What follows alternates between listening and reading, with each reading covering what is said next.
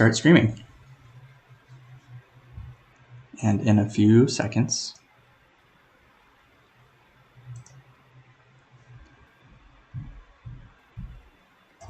you'll see the output of OBS. Nice.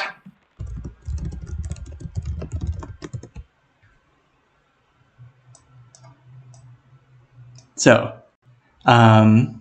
you can kickstart your streaming career at any time, very simply, in like a matter of like a minute. So I'd suggest you guys give it a shot and mess around with OBS as well. It's a lot of fun. Anyways, going back to the presentation. Got messed up a little bit. So yeah, streaming to YouTube and Twitch is really, really simple.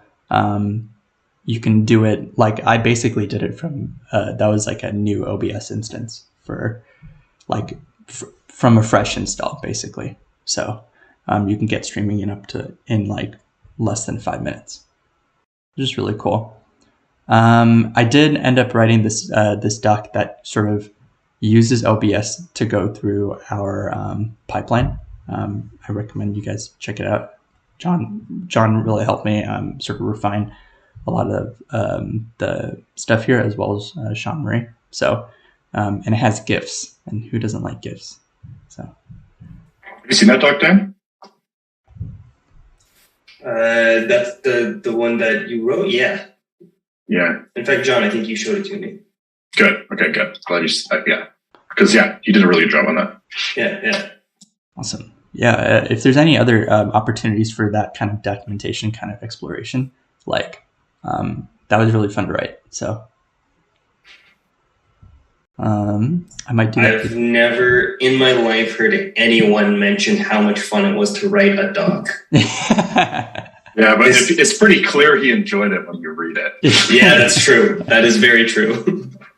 Yeah, it's I guess it was just fun to like sort of learn something new and put it down and like have something concrete.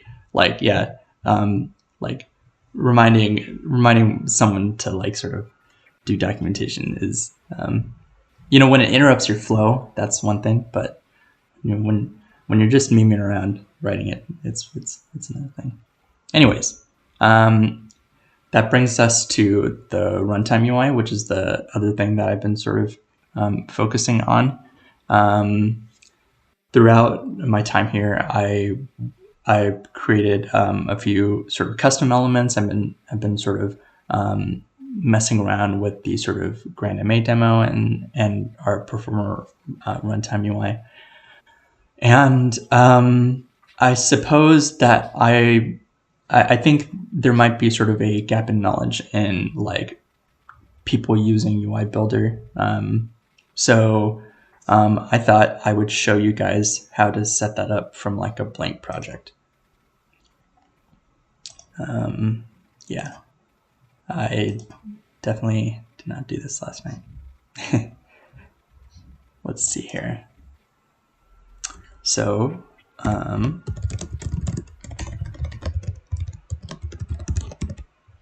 just to prove you guys, this is like from a blank project, and that this is pretty easy to get set up with. I'm just going to make it right here.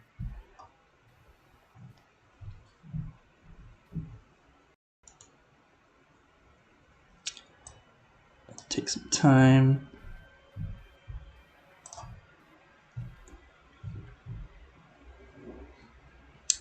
I've been sort of learning how to use, this is my first time developing on a Windows machine, so it's been kind of cool. There's a couple of pieces of software that I'd recommend. Screen to GIF is very, very useful. It's like it's a screen recorder, but it automatically does the encoding to GIF format, which I'd really recommend. I like the frame too on that one. It frames up what you're capturing very nicely. Yeah, right. So you could just pretty much like expand or drag the window. It's very, very neat. Exactly. Yeah. I really like that software. And I sort of got accustomed to the sort of gesture workflow of Max. And you can actually customize that pretty nicely in here, like 3 taps to bring up the search bar, and then like this mouse that I have allows you to like switch desktops. Like if you left and right click the mouse button, it's kind of cool. Anyways. So these are all Windows 11 features. Yeah. Well, actually, I think Windows 10 has virtual background desktops, but it's not as good though. Yeah, exactly. Yeah. It's not. And the search bar is not as refined on Windows 10, yeah. Yeah, I completely agree. Okay, so this is a blank project, 2021.2, and actually, what I was surprised to know is that UI Toolkit is already installed when it comes to 2021.2, so you can do this from a completely fresh scene. Speaking of which, we're going to go to Windows, UI Toolkit, and UI Builder.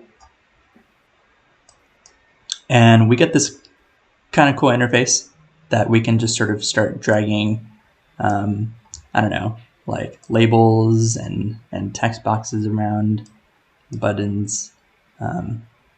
Sure, why not? I'll put in a slider there. And we can save this to a UI file.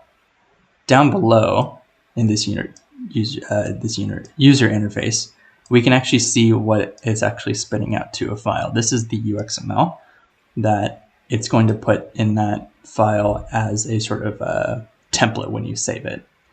And you'll see that the USS preview, there's nothing there. And that's because we need to add some styling, some custom styling.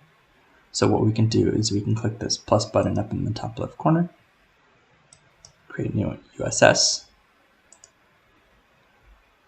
Typically there's like a styles folder and a UI folder. So this style will be in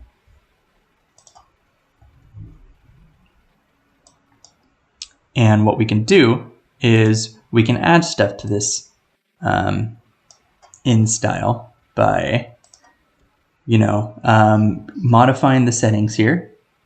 So let's say I want this button to say, pick me. And let's say I want its position or say its background. I want to change its color.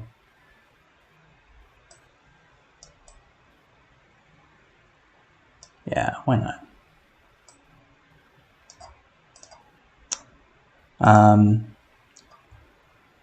These kind of settings are what's called a style, and I can extract them to this this particular style sheet by just giving it some name over here and clicking extract inline style to new class. As you see, it appears up here in the USS preview. I'm going to go ahead and save this UXML file. And this UXML file actually references the style sheet within it.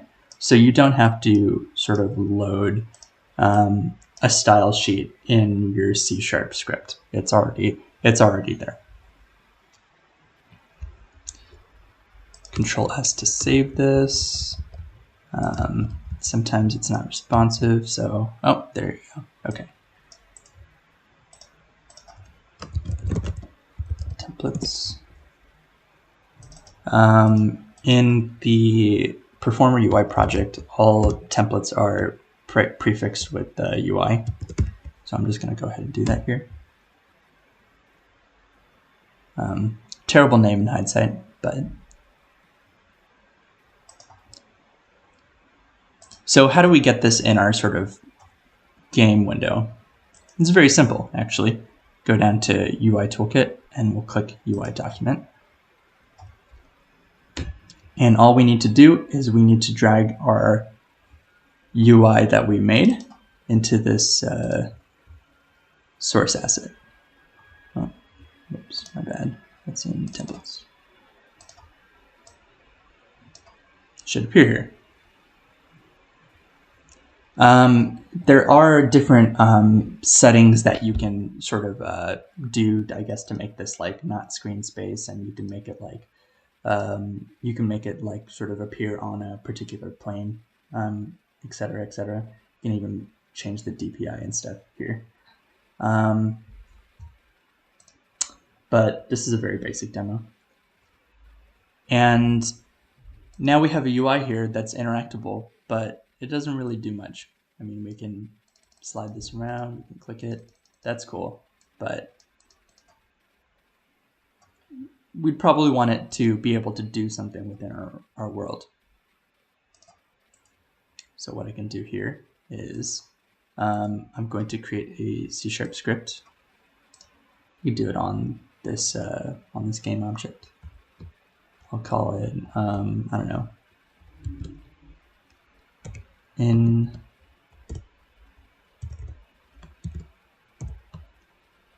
UI controller.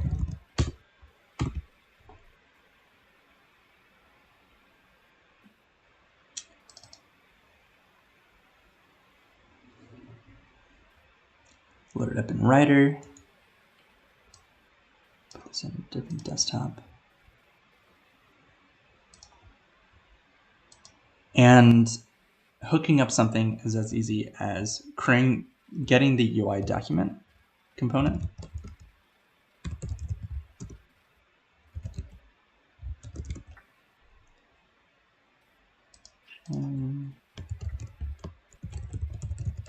Not sure why IntelliSense isn't working.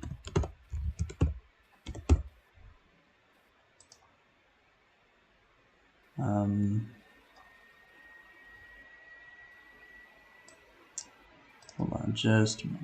Just want to see. Yeah, okay.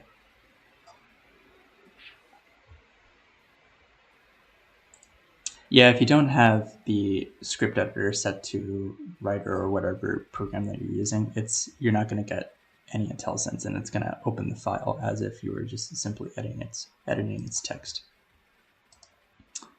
So let me quickly restart this.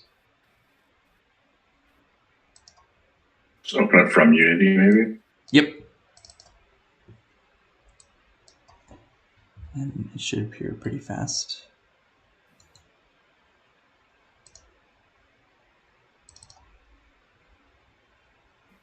You might want to do like assets open. Oh, there you go. Yeah, trust it.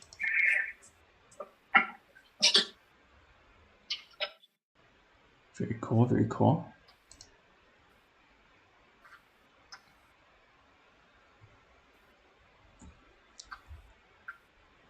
And we're going to need to import some stuff from UI Elements.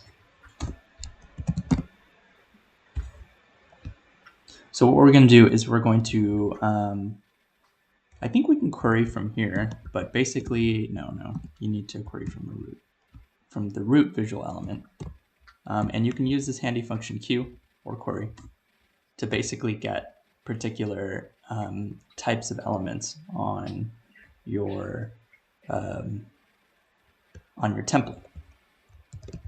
So I can just query the button, and this would normally work, or this would work just fine, because we only have one button on our UI. But a better practice would be to make sure that this this UI has a sort of name that it can be referenced by. So if I open it up again, then what I can do is I can give it a name up here.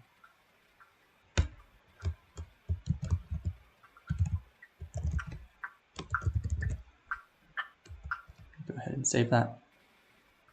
And the name also updates here, which is very handy.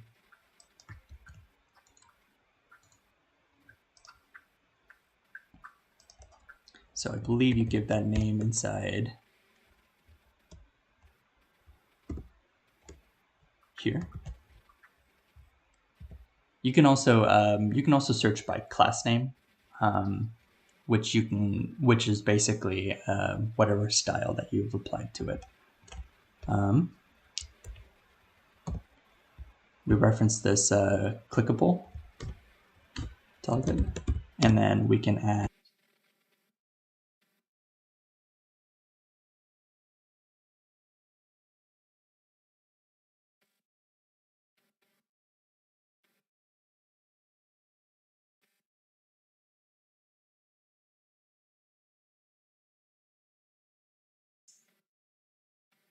Monish, you lost your mic. I no longer hear you. And while you're fixing that, I do want to make a quick call out to time. We have 10 minutes left according to the calendar, but also according to the calendar, none of us are booked afterwards.